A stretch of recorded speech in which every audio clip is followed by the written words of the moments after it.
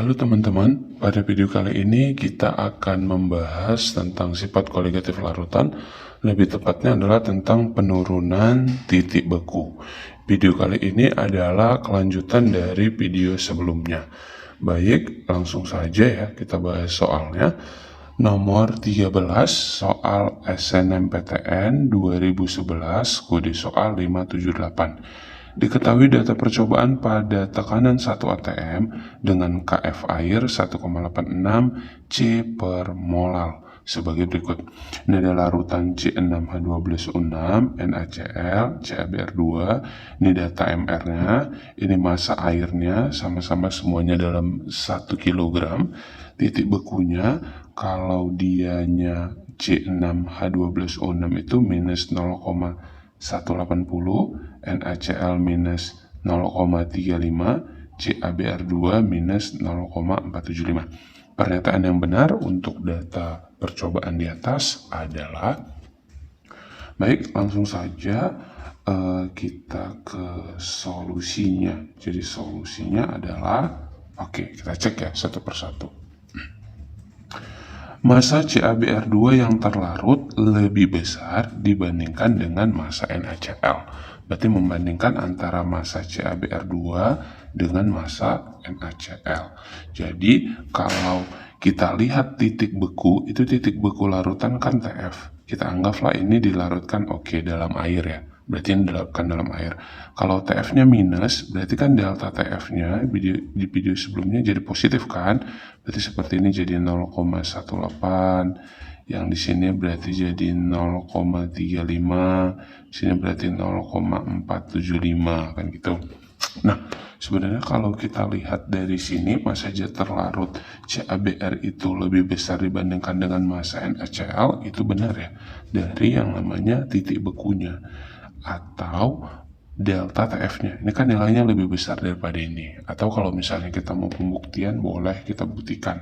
Nah, delta TF itu kan rumusnya delta TF sama dengan KF dikali M molal. Molal itu kan rumusnya adalah gram per mr dikali 1000 per P dalam gram ya dikali I. Nah, ini kan. Nah, kalau misalnya kita cek nih yang NaCl dulu deh, NaCl. Berarti delta TF NaCl berapa? 0,35 ya kan? Berarti di sini kita buat 0,35 sama dengan KF-nya kan 1,86 dikali gramnya per mr-nya berapa? 58,5 dikali 1000 per 1000 karena dilarutkan dalam 1 kilogram air. 1 kilo itu kan 1000 gram gitu ya, dikali I-nya NaCl itu 2, Na pos Cl min ya kan, kalau diionisasi berarti dikali I-nya 2. Oke, ini habis nih kan. Nah, sekarang kan tinggal gini, berarti gramnya kan gini kan, gram sama dengan 0,35 ini kali kemarin kan, dikali 58,5 per ini 1,86 dikali 2. Nah, inilah gram dari si NaCl. Nah, kalau misalnya kita buat nih CaBr2, oke, titik bekunya tadi 0,475 nih, 1,86 gramnya yang ditanya, mr-nya 200, 1000, pelarutnya juga sama kan, 1000 dikali I-nya berapa? Ca-nya 2, maksud saya Ca-nya 1, Br-nya 2, berarti 3 kan teman-teman. Ini habis ya. Nah, berarti kan gramnya tinggal gini kan, gram sama dengan 0,475 dikali 200 per 1,86 dikali 3. Nah, ini aja teman-teman, ini kan sama nih, kan bisa mati karena kita mau membandingkan kan, ceritanya kan kita mau membandingkan nih, kan berarti bisa dong kita matikan ini. Nah, ini. Nah, secara logika 200 dibagi 3 baru bisa dikali 0,475 dengan ini 58,5 bagi 2 dikali 0,35. Nah, dari situ kan sebenarnya udah tahu mana yang lebih besar kan kelarutannya. Atau kalau ini misalnya kita kalikan, kita bagi, ini NaCl hasilnya kurang lebih sebesar 5,55 gram. Sedangkan yang ini itu hasilnya sebesar 17,02 gram. Berarti kelarutan CaBr itu lebih besar dibandingkan dengan kelarutan NaCl, itu benar. Berarti ini benar. Kemudian berikutnya, larutan CaBr2 itu lebih mudah menguap dibandingkan dengan larutan C6H12O6. Jadi kalau dikatakan mudah menguap atau tekanan uapnya itu mana yang lebih besar, gini aja dulu untuk nomor 2. Jadi P itu kan rumusnya adalah P0 dikali XP, ya kan? Berarti ini adalah P0 dikali XP itu kan NP mol pelarut per mol pelarut tambah mol terlarut dikali I. Jadi kalau misalnya ininya dia mau besar, ini kan mol pelarutnya kita anggaplah masanya kan sama nih. Ya kan sama-sama 1. Antara yang ini kan sama, berarti MR dari si pelarutnya airnya sama 18. Berarti tinggal NT dikali I. Berarti tinggal faktor di sini kan. Kalau ini mau besar, berarti ini harus bagaimana? Harus kecil, ya kan? Nah, sekarang gini. Ini kan C6H12O6 itu kan dia non-elektrolit. Kalau dia non-elektrolit kan I-nya 1. Sementara kalau CaBr2 tadi kan I-nya 3. Ca-nya 1, Br-nya 2. Berarti kalau dia non-elektrolit ini 1. Kalau dia CaBr2 itu 3. Berarti mana yang lebih mudah untuk menguap? Pasti yang ininya harga I-nya 1, ya kan? Karena harus yang paling kecil, biar tekanan uapnya itu lebih besar. Jadi kalau misalnya larutan CaBr2 lebih mudah menguap dibandingkan dengan larutan C6H12O6, ini salah. Jadi yang lebih mudah menguap itu adalah si C6H12O6. Jadi dialah yang paling mudah untuk menguap. Paling mudah menguap adalah C6H12O6. Berikutnya, larutan NaCl mengandung partikel zat terlarut lebih banyak dibandingkan dengan C6H12O6. Oke, partikel zat terlarut, berarti gini dulu. Kalau C6H12O6, ketika dilarutkan dengan air, ini nggak menjadi ion, jadi nggak ada jadi ion-ionnya. Jadi tetap aja molekul itu sendiri, berarti tetap molekul C6H12O6. Ya kan, tetap dia dalam bentuk molekul, tidak mengalami ionisasi. Makanya dia nanti tidak dapat mengantarkan arus listrik. Kalau dia NaCl, ini ionisasinya jadi Na+ tambah Cl-. Kalau dia CaBr2, ionisasi kan Ca2+ tambah 2Br-. Nah, katanya kan yang lebih ini mengandung partikel zat terlarut lebih banyak. Kalau ini kan partikel zat terlarutnya nggak ada, cuma 1. Kalau ini kan dia ada 2 nih, ada 2 partikel zat terlarutnya. Ini ada 3, ya kan. Berarti larutan NaCl mengandung partikel zat terlarut lebih banyak dibandingkan dengan larutan C6H12O6. Ini benar. Jadi partikel zat terlarut lebih banyak itu CaBr2, kemudian NaCl, kemudian C6H12O6. Berikutnya, ketiga larutan mempunyai faktor Panhoff atau I yang sama. Salah ya. Jadi kalau ini kan dia I-nya 1 karena non-elektrolit. Ini I-nya tadi berapa? 2. Na-nya 1, Cl-nya 1, 2. Ini I-nya berapa? 3. Ca-nya 1, Br-nya 2. Oke, berarti nggak sama. Sehingga jawabannya 1 dan 3. 1 dan 3 itu adalah yang B. Nomor 14, soal SNMPTN 2011, kode soal 523. Larutan NaCl memiliki titik beku yang lebih rendah dibandingkan dengan titik beku air murni. Akibat yang ditimbulkan dengan adanya partikel NaCl dalam air adalah, oke, langsung saja ya solusinya. Nah, di sini dikatakan seperti ini. Titik beku larutan NaCl berarti TF, titik beku larutan NaCl katanya lebih kecil dibandingkan dengan titik beku dari si pelarut, yaitu air. Nah, katanya akibat yang ditimbulkan dengan adanya partikel NaCl, NaCl berarti sebagai zat terlarut. Nah, kira-kira kalau ditambahkan NaCl apa yang terjadi gitu ya. Nah, jadi seperti ini teman-teman. NaCl ini kan dia sebagai elektrolit kuat. Jadi NaCl ini dia sebagai elektrolit kuat sehingga mudah mengalami ionisasi, ya kan? Jadi dia mengalami ionisasi yang sempurna. Jadi kalau NaCl ini mengalami ionisasi itu seperti ini, NaCl ionisasi Na+ tambah Cl-. Nah, karena dia elektrolit kuat dan dia dapat mengalami ionisasi sempurna di dalam air, sehingga menyebabkan yang pertama, seperti ini teman-teman. Katanya yang pertama, interaksi antar molekul air semakin kuat. Jadi gini dia. Misalnya nih ya, ada sebuah air. Oke, ini air, anggaplah air. Berarti kalau air aja, ketika misalnya kita mau panasin, ini dia akan mudah menguap, ya kan? Akan lebih mudah menguap karena cuman hanya di situ terdapat partikel pelarut atau zat pelarutnya saja, tidak ada zat terlarutnya.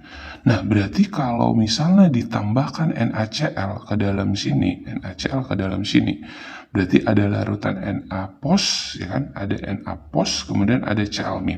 Nah, bagaimana, apa nih yang terjadi terhadap larutan tersebut ketika misalnya NaCl dimasukkan ke dalam air? Apakah airnya semakin mudah untuk menguap atau semakin sulit untuk menguap? Nah, jadi kalau ditambahkan NaCl itu dia semakin mudah untuk menguap atau semakin sulit untuk menguap?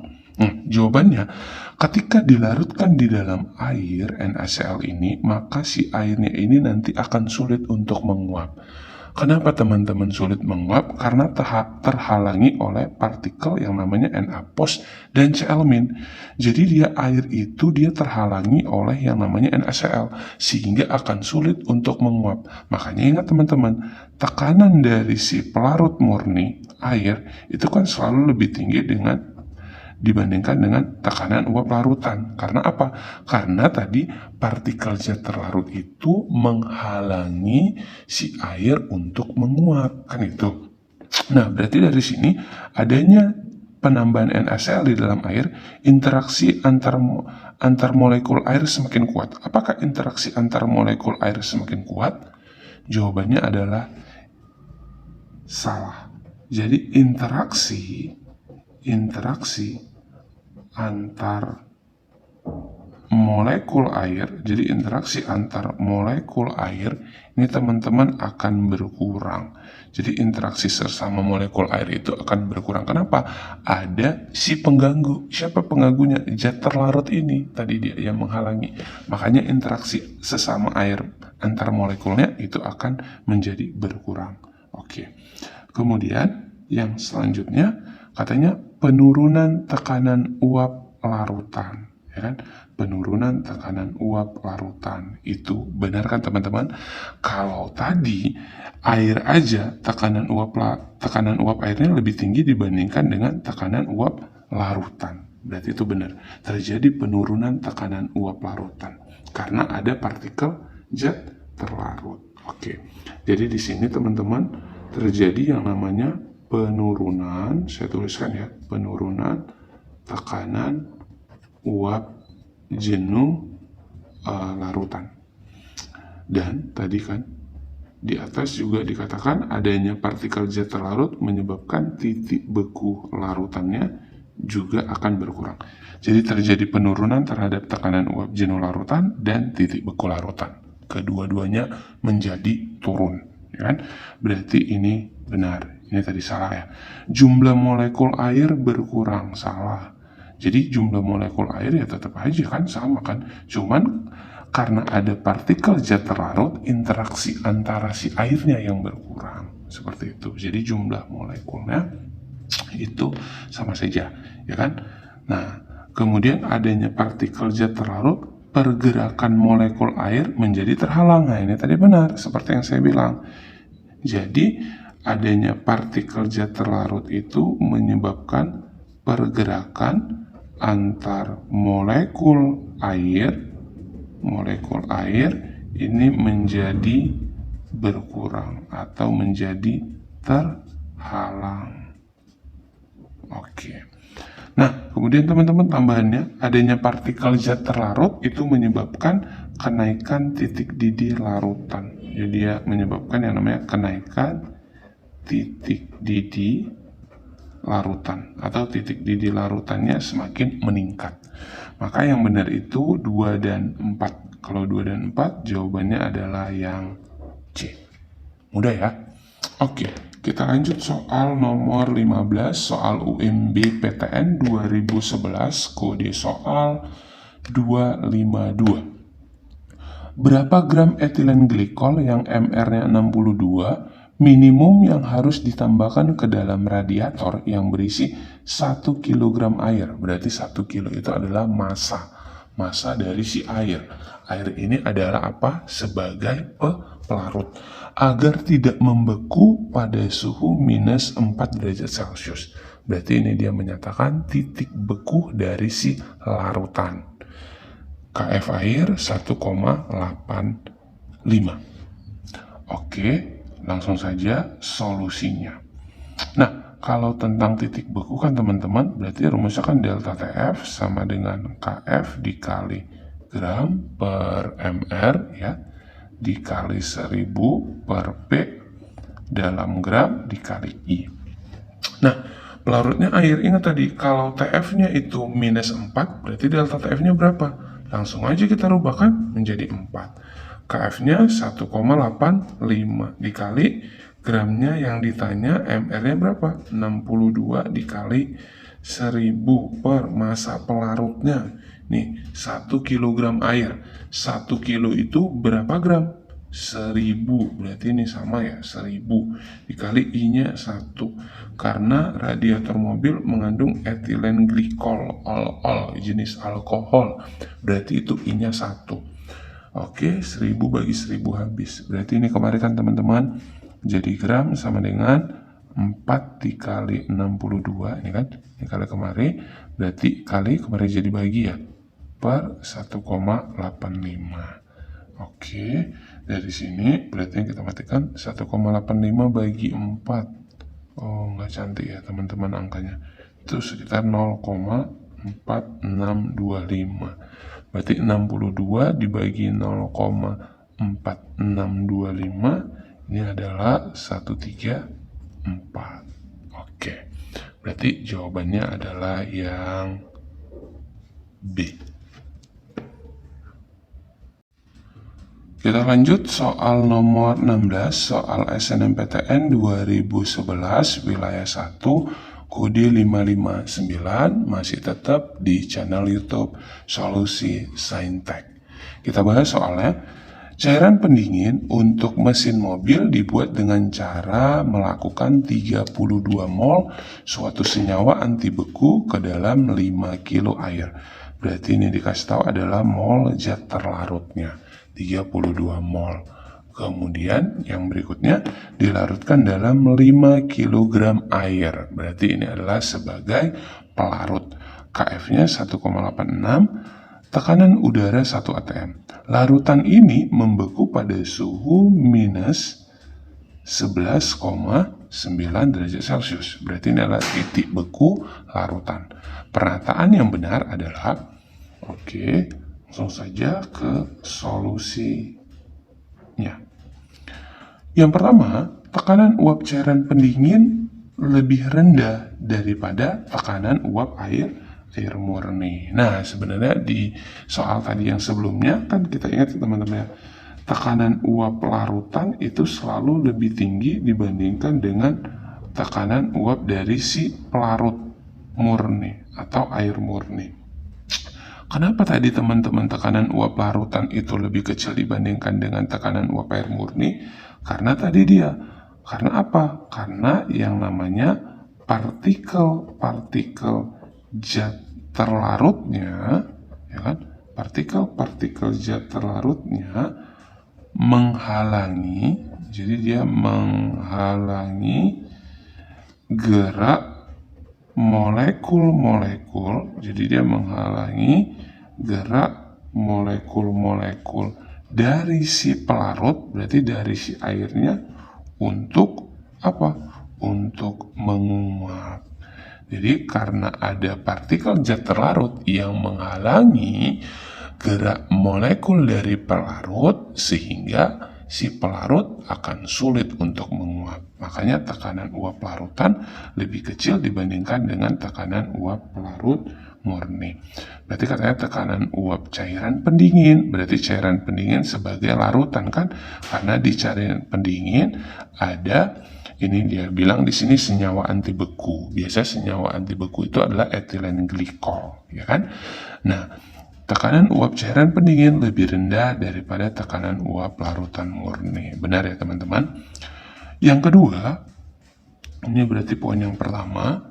Berikutnya poin yang kedua, konsentrasi cairan pendingin tersebut 6,4 molal. Berarti ini rumus mencari molal, M kecil. Ingat, rumus molal itu kan boleh mol per P dalam kilogram.